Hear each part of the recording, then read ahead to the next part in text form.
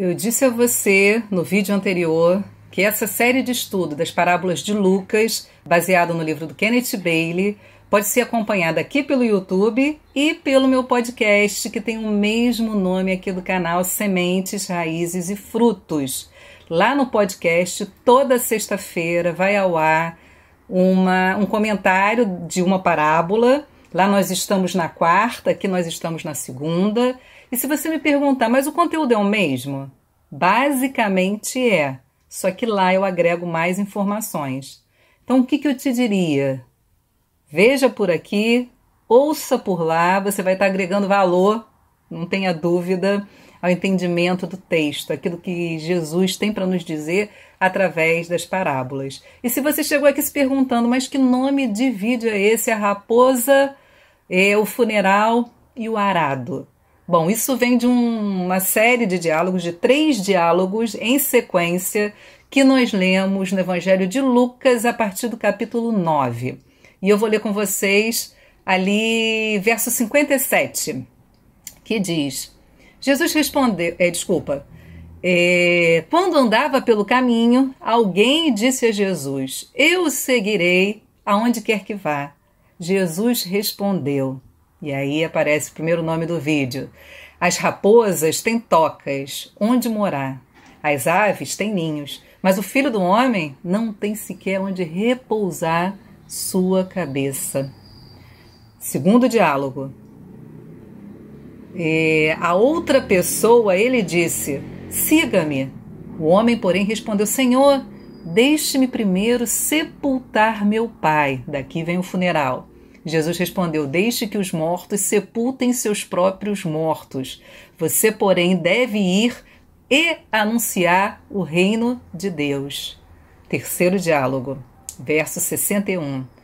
Outro ainda disse: Senhor, eu seguirei, mas deixe que antes me despeça da minha família. Mas Jesus lhe disse: quem põe a mão no arado e olha para trás não está apto para o reino de Deus. Aí aqui está o arado. A raposa, o funeral e o arado. O que essas parábolas têm para nos dizer? Nós já entendemos que a parábola tem essa confrontação dramática. Nos leva para esse lugar de que a gente precisa responder as perguntas feitas aqui, que a gente precisa se posicionar. Então, qual é o impacto que nós vamos ver aqui? O livro do Kenneth Bailey lança muita luz sobre o contexto, sobre o tempo, sobre a cultura onde Jesus estava inserido quando disse o que disse. Por isso a gente percorre esse caminho de lançar luz. Raposas têm tocas, aves têm ninhos. O que Jesus estava querendo dizer com isso? Nesse primeiro diálogo, o homem é convidado a fazer parte da comunidade dos discípulos. Só que Jesus vai esclarecer: olha, você está se oferecendo para seguir um líder rejeitado. O texto tem uma conotação política forte, que nós não daríamos conta de perceber sem essa luz do Kenneth Bailey, né? Essa luz que ele traz. Qual é o palco onde essa parábola foi apresentada? Qual é o cenário? Qual é o contexto? Para quem foi dita? Isso são coisas importantes para a gente saber, para a gente entender o impacto original que teve essa parábola e que reverbera até hoje. Chega aqui em 2021, os judeus, presta atenção, eles estavam sob dominação romana naquele tempo de Jesus. E existem aves e raposas que estão muito à vontade na Palestina. Que referência é essa? Quem são essas aves? Quem são essas raposas? Eu vou ler para você um texto que está em Lucas 13, versículo 31. Presta atenção. Naquele momento, alguns fariseus lhe disseram: vá embora daqui, pois Herodes Antipas quer matá-lo. Jesus respondeu: vai dizer àquela raposa que continuarei a expulsar demônios e curar hoje e amanhã, e no terceiro dia realizarei meu propósito. Raposa é nome comum para a gente caracterizar políticos. Herodes, essa raposa. Herodes o Grande, Herodes Antipas, Herodes Agripa. São nomes que aparecem para a gente no Novo Testamento. houve uma dinastia herodiana na Palestina. Houve um partido herodiano nos tempos de Jesus. Essa dinastia representava o Império Romano na Judéia. Os judeus estavam sendo governados por uma dinastia idumeia. E o que isso significa? Qual a importância de saber isso? Eu vou resumir aqui. Lá pelo podcast eu percorri um caminho muito mais longo, com muito mais informação, mas aqui eu vou ser mais objetiva. O que significa essa dinastia herodiana naquele contexto? Bom, Herodes era um idumeu. Um idumeu era um descendente de Edom, que por sua vez eram descendentes de Esaú. Isso significava rixa antiga. Esaú e Jacó, lembram disso? Bom, qual é o problema dessa dinastia herodiana? Os idumeus, eles não eram judeus puros. Os idumeus, eles foram obrigados a se converter à fé judaica num período muito importante. Que período foi esse? E aí eu vou sair do tempo de Jesus e vou voltar para o período interbíblico. Ali a Palestina estava sob dominação do Império Persa. Alexandre o Grande já havia morrido e seu reino estava sendo disputado por seus generais. Naquele tempo de opressão, então a gente vem acompanhando uma opressão antiga. Esse povo já havia sofrido, né, a opressão, o domínio do Império Babilônico. Nesse período interbíblico estava debaixo do domínio do Império Medo-Persa. Mais adiante, dos generais de Alexandre, uma vez que Alexandre morreu e não deixou sucessores. O que acontece nesse tempo? Uma revolução, a revolução dos macabeus contra esse domínio. Uma revolução que foi muito bem sucedida. É nesse tempo que a Idumeia, dominada pelos macabeus, é obrigada a se converter à fé judaica. Então Herodes não é um judeu puro. Herodes é um idumeu. Herodes, essa raposa, é um representante de Roma. Eles estão sob o domínio de Herodes, eles estão sob o domínio de Roma. Por que essas coisas têm importância, né? Porque a gente precisa perceber a lógica de Herodes. Herodes o Grande foi um grande reformador e construtor.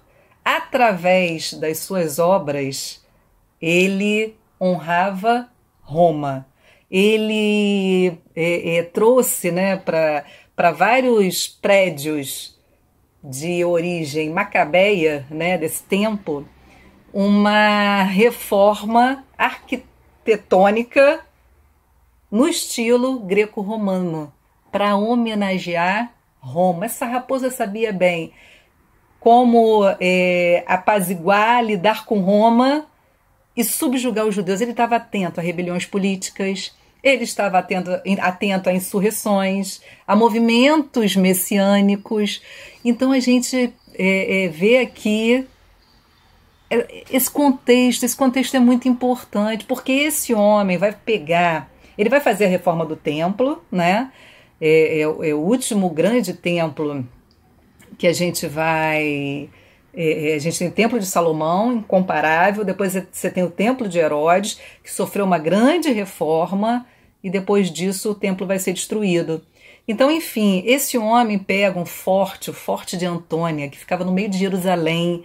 O Forte de Antônia tinha uma simbologia muito forte, porque era um sinal do tempo, que foi o último respiro dos judeus de autonomia, que foi debaixo da revolta dos macabeus. Esse forte lembrava essa memória, né, de um tempo onde esse povo se levantou contra a opressão e foi bem sucedido. Herodes pega esse templo, dá reforma, faz esse estilo, né, dá a esse forte, estilo greco-romano, no meio de Jerusalém, dizendo: olha, vocês estão sobre o meu domínio e vocês estão sobre o domínio de Roma. Esse é o contexto, esse é o peso. Percebe um peso de opressão, de dominação, esse contexto político? Por que isso tudo é importante? Porque os oprimidos não podem denunciar a sua opressão. O que Jesus está dizendo aqui é o seguinte: nesse lugar onde as aves, os romanos, têm ninhos, e Herodes, aquela raposa, tem toca, eu não. Eu não tenho descanso, eu não tenho repouso. Por quê? Por que ele diz isso? Eu não acho lugar dentro desse sistema. A minha agenda é outra, é regulada por outro objetivo. Se você vai me seguir, presta atenção. Você não está seguindo uma proposta de poder, de influência. O cumprimento da minha missão passa por um caminho de sofrimento. Percebe a força? Entendendo toda essa opressão histórica que é a realidade do poder, Jesus diz para esse que diz: eu te seguirei aonde você for. E eu estou do lado, eu não estou do lado de quem oprime. Você está disposto a ficar do lado dos oprimidos? É isso que Jesus coloca, é esse o questionamento. Você está disposto a sofrer perseguição por se posicionar contra o mal? Contra a injustiça, contra o erro? Lutar contra o status quo, contra as coisas postas como estão? Você está disposto a ficar deste lado? Porque me seguir representa isso. Eu vou citar aqui uma frase do Luther King, que ele diz o seguinte: o certo derrotado é mais forte do que o mal triunfante. Então é isso, nós estamos dispostos a ser objeto de violência, no lugar de sermos sujeitos da violência, não cooperar com sistemas perversos. Nos damos conta que o mundo é hostil às verdades do reino. É isso que Jesus está deixando bem claro. Essa é a verdade a ser encarada. Esse é o questionamento da parábola, esse é o confronto. Isso é que a gente precisa responder. E o segundo diálogo. Esse não foi chamado, ele se ofereceu para seguir a Jesus, só que ele antes diz: olha, primeiro deixa eu ir sepultar meu pai. Jesus fala: deixe que os mortos sepultem seus próprios mortos. Palavras duras, quem pode segui-lo nesses termos? Mas a gente precisa olhar aqui para essa expressão: deixe eu primeiro sepultar meu pai, porque ela tem um significado que a gente não saberia discernir sem, de novo eu digo, né, sem esse socorro, sem esse auxílio, de um olhar para o contexto cultural. O que significa deixe primeiro sepultar meu pai? Bom, eu vou dar aqui 2 exemplos que o Kenneth Bailey dá para trazer luz a isso. Ele diz o seguinte: imagine 2 pessoas discutindo sobre a possibilidade de emigrar do país. Um vai perguntar para o outro: mas você não vai primeiro sepultar seu pai? O que isso quer dizer dentro desse contexto? Você primeiro não vai cumprir as suas obrigações de cuidar dos seus pais até o fim? Percebeu? Outra situação em que essa expressão é usada: um filho rebelde querendo sua independência. A gente vai depois ver uma parábola onde isso acontece. O pai o repreenderia como: você está querendo me enterrar? Você quer que eu apresse a minha morte para que você se livre da minha autoridade? Sepultar meu pai é adiar esse compromisso de seguir a Jesus muito lá para frente, muito adiante. Então, o que Jesus está dizendo, olha só, essas expectativas que você precisa corresponder, e essas convenções sociais, esses compromissos, você vai ter que abrir mão. Há aqui um chamado que é mais urgente. Agora o seu chamado é anunciar o reino. Há uma coisa aqui que vem primeiro. Por isso que ele diz: olha, deixe os mortos, os espiritualmente mortos, cuidar das responsabilidades comunitárias. Você, a sua lealdade primeira é a mim. Você vai precisar romper com muitas coisas. É sobre isso me seguir. Existe essa dimensão de renúncia e de entrega. É seguir sem parcialidade, sem com renúncia, né? Mais uma vez, qual é a nossa resposta a isso? Eu gosto de contextualizar o texto, então imagine o que a gente poderia dizer que é o equivalente a deixe primeiro sepultar meu pai. Bom, qual foi a contextualização que eu trouxe? Primeiro eu quero dizer o que não é. Não é usar esse material como argumento para rebeldia em relação à autoridade dos pais. De jeito nenhum. O desejo de tornar-se adulto parece ter sido reduzido a isso, a querer ter autonomia e independência. Não sabemos mais ocupar lugar de filhos, coisa tão importante na nossa relação com Deus. Não é sobre não honrar os pais. Coisa que o texto bíblico não faz é contradizer-se. Então, o que é? Que pressões sociais sofremos que militam contra a urgência do reino de Deus? Que demandas de formação, de trabalho, de vida social que numa medida desequilibrada você precisa corresponder? São aquelas perguntas: o que você já conquistou? Já se formou? O que você está fazendo? Já casou? Já teve filhos? Estabeleceu metas? Você revisa suas metas? Essas coisas, como eu disse antes, numa medida desequilibrada. A vida, ela acontece nessas coisas, né? É onde estamos, no que fazemos, como nos movemos. Mas o ponto a ser questionado é: o que nos move? Nós nos movemos com intencionalidade? Temos tempo de parar para ouvir de Deus qual é a demanda dele para mim e para você? Nos movemos a partir da realidade do reino. É dessa realidade que a gente se move. E para a promoção dele, lembra a urgência? Você vá e anuncie o reino de Deus. Ou será que estamos vivendo como autômatos, seguindo uma narrativa que não é a nossa, que nós não escolhemos? Vai agora, não é depois. Anuncia o reino agora, não depois de formado, mas se formando. Não depois que os filhos estiverem criados, mas criando os filhos. Não depois que se aposentar, mas trabalhando. Percebe aqui o impacto? Terceiro diálogo. Esse daí também disse: Senhor, eu o seguirei, mas deixe antes que me despeça da minha família. Qual é a luz sobre o contexto cultural que é importante aqui?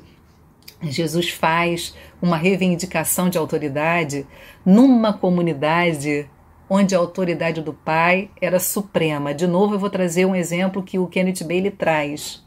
Você imagina um engenheiro que vive na cidade, 40 anos de idade. Ele quer mudar de emprego, ele quer fazer uma viagem internacional. Qual é o movimento que essa pessoa no Oriente Médio, nessa cultura, faz? Ele vai visitar seu pai, ele vai, se tiver que ir até a aldeia, caso seja esse o caso do seu pai, a situação do seu pai, ele vai até o pai pedir que o pai o autorize. É disso que a gente está falando, de uma autoridade que era suprema. A surpresa, o impacto que essa parábola causa naquele auditório é tremendo, porque o que Jesus está falando é: a autoridade maior é a minha.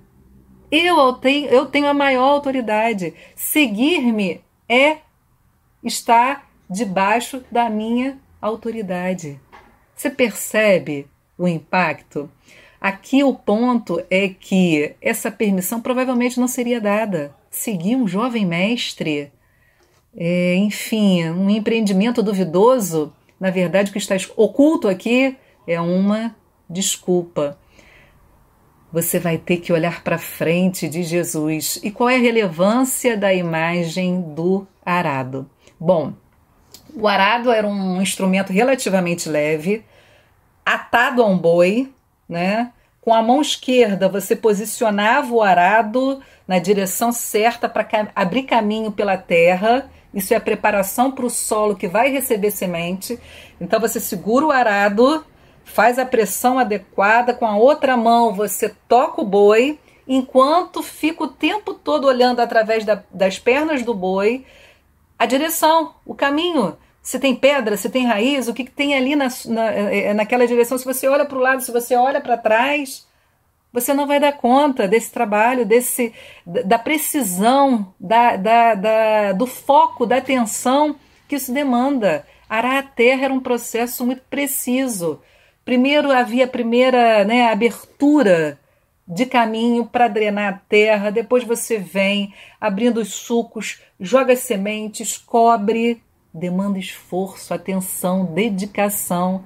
É isso que Jesus está falando. Pegou no arado, foca no que você está fazendo, se entrega nisso que você foi chamado a fazer. Não volte atrás. Não tenha outra autoridade, não tenha coração dividido. Esse é o ponto aqui, a relação íntima entre o discípulo e seu mestre. Relacionamento prioritário, entrega, presença. Um coração dividido não vai harmonizar passado, presente e futuro. Aqui nós precisamos também dar a nossa resposta. A maior autoridade sobre a nossa vida vem daquele que a governa. Quem nos governa? Quem é nosso Senhor e Salvador?